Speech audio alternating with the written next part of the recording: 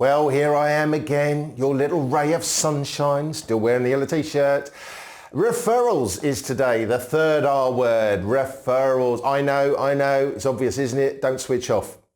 I know you probably all asked for candidate referrals, and you know what a candidate referral is. A candidate referral is where a candidate name has been given to you by another candidate you're speaking to, or sometimes it could be a decision maker, a client decision maker that gives you the name of a candidate. But this is an art form. The timing, the delivery, the placement is absolutely key when it comes to asking for referrals. Because I get people saying to me, yeah, I'm always asking for referrals, I never get them though. Okay, see if these ring any bells. Do you know anyone that might be interested? Do you know anyone that's looking? Have you got any friends or family that might be interested?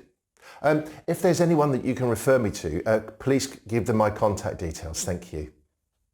Oh, we give away cash for referrals. Okay, let's address the merits, of each one of these ways of asking for referrals. First one, do you know anyone that might be interested? Oh, by the way, the first three that I gave you, they're all closed questions, so you're inviting an easy no. So if we're doing this first one, do you know anyone that might be interested? Well, how does this person know they're interested? They haven't spoken to them about the opportunity. And in fact, you're the one that is best positioned to talk to them about the opportunity. So you don't know, and they don't know if they're interested, which is why you should ask for the name instead. Do you know anyone that's looking? I love this one. Absolutely love this one. When I'm on a training session and I've got people sat around the table, I'll go all a little bit secretive. I'll drop my voice. I might even look outside just to make sure the boss isn't around. And I'll just say, who in this room is looking for a job right now? And this is where all the people that are on the training course, they start looking around this. Well, look, they wouldn't tell me even if they were. It's not as if we walk into the office in the morning and say, look, by the way, everybody, I'm not very happy here. I'm looking. So if a recruiter rings up, give them my details. Now, I suppose, who do you know that's looking? There are always going to be exceptions. There's always exceptions. Maybe they are immediately available out of work. Maybe they've just been made redundant, or maybe they're a contractor, and contractors tend to know when other contractors are finishing. So in that case, you could ask for them. Third one. So have you got any friends or family that might be interested? Now, I think my arms are about to disappear off the screen, but think about this. Your candidate's network that you're talking to is that big. It's huge. And when you say, got any friends or family that might be interested, you've just closed that network right down. They've only got maybe a potential handful of people, but we don't want their friends and family, unless of course they really can do the job. So be a bit wider with your questioning. Now, the next one was, if there's anyone, I'll sort of soften my tone on this one. People go a little bit apologetic with this one. If there is anyone you can refer to me, please can you give them my contact details? Thank you. No, you've just lost control. You are now going to be sitting there twiddling your thumbs. Do not do it. Next one. Oh, we give away cash for referrals. I never used to like giving away company money unnecessarily. It's not that I'm tight, it's just that sometimes it gives it a bit of a different flavour. It's almost as if you're bribing someone. Here, give us some names and I'll give you 200 quid's worth of Amazon vouchers. So it sounds a bit like a bribe. I think if you've built up a good relationship with this individual, it's almost a question of we're just exchanging information. You scratch my back, I'll scratch yours. After all, wouldn't you feel good in the knowledge that you have just helped someone secure a new role, a better company, nearer to home, more remote working, a promotion, more money? So that's got to make you feel good. And of course, the other thing is if you're offering 200 quid's worth of vouchers, that person can now go off and say, well, I'm going to go and talk to other recruiters to see if they're going to offer me any more. Now, don't get me wrong. Some of you might be thinking, Alan, I've used those questioning techniques. I've used referral incentives and they work for me. Good. Fantastic. What, all of the time? So look, having other ways, better ways, more tools in your armory of asking for referrals, the chances are you're going to secure more referred candidates. And let's face it, referred candidates tend to be a whole lot better quality than the ones that respond to the adverts, and I'm sure you'll all agree with that. So when you're on this call, and pretty much any call, unless of course you're giving somebody bad news, perhaps rejecting them that they didn't actually get the job, pretty much every single call you do is a good opportunity to ask for referrals. Now, the first thing I would say is whatever call you're on is deal with the candidate side of things first. Make sure that they're still feeling the love and they're part of the process and that you're still working with them, because you don't want them feeling that you're just using this call as a bit of a ruse to try and get referrals out of them. So deal with them first of all, and then think about introducing your referral question towards the end of the call. Maybe even Columbo them. You might say, oh, whilst I'm on the phone, or whilst I've got you on the phone, actually you might be able to help me. Or before I go, one more thing. And then hit them with your referral question. And I'm going to give you a few referral question choices. I'll disappear and you can see them on the screen. Who could you recommend to me that would be qualified? ... for, and then insert whatever the job function is. Who could you recommend to me that would excel or who's already excelling in this role? Who are the best 2 project managers or design engineers you know within either your network or within a particular geographical location? So what other developers would you recommend?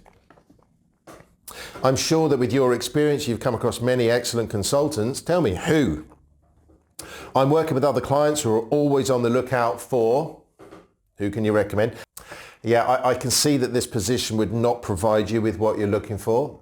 Who? Who can you recommend? Do you know what? This would have been an ideal role for you 3 to 5 years ago. Who could you recommend to me who's currently at that level?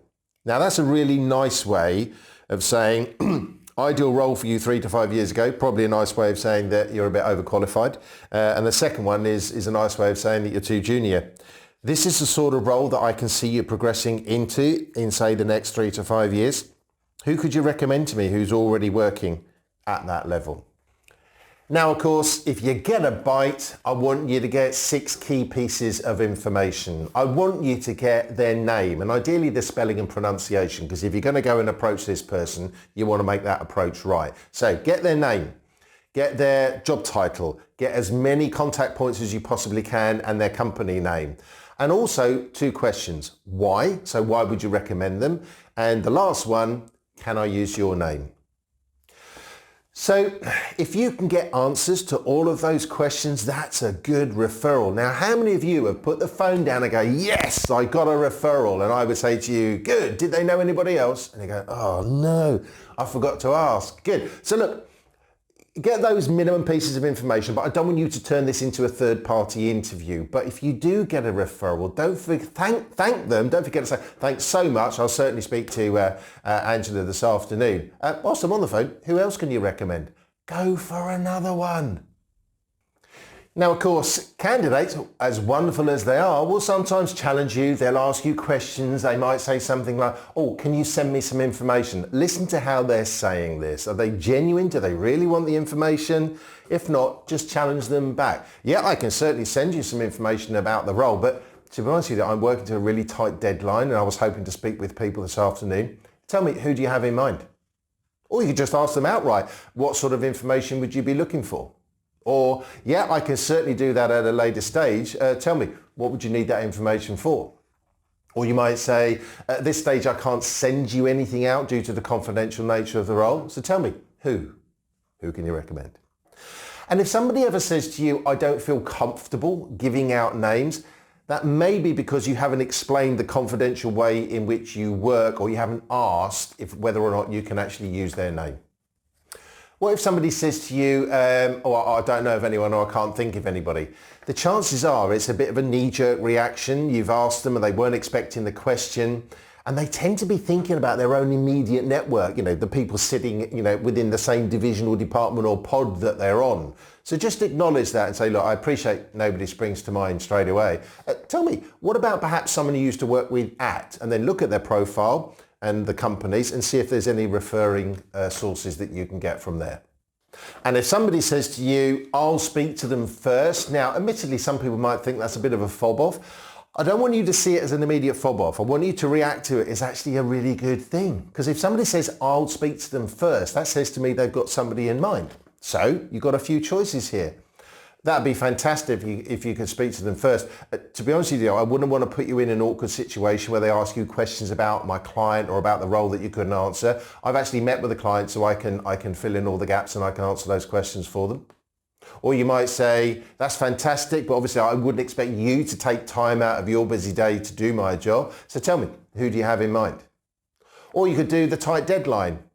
That'd be fantastic, but I was hoping to speak with people this afternoon. Who can you recommend that I speak to? Now, if you get somebody that really does absolutely insist, in recruitment, we've got to know when to push, we've got to know when to back off. So this is the point that we back off. Okay, look, I appreciate you want to speak to them first. Thank you so much for that. When do you think you'll have an opportunity to speak to them? Or if I haven't heard from you by X date, I'll pop in another call. And I think if you leave it on a nice tone, on a nice note, you'll be surprised. Sometimes that morning you'll come in, or the following morning you'll come in, and there'll be an email from that person with the names of 2 or 3 people and their contact details. So just be nice. So workouts. Fairly obvious, really. Start asking for referrals if you're not already. Ask for referrals more often if you're not doing them very frequently. Improve the way you ask for referrals, particularly if you do a lot of those closed ones. And don't forget, ask for another one. That's it from me. That's all the R's. See you soon.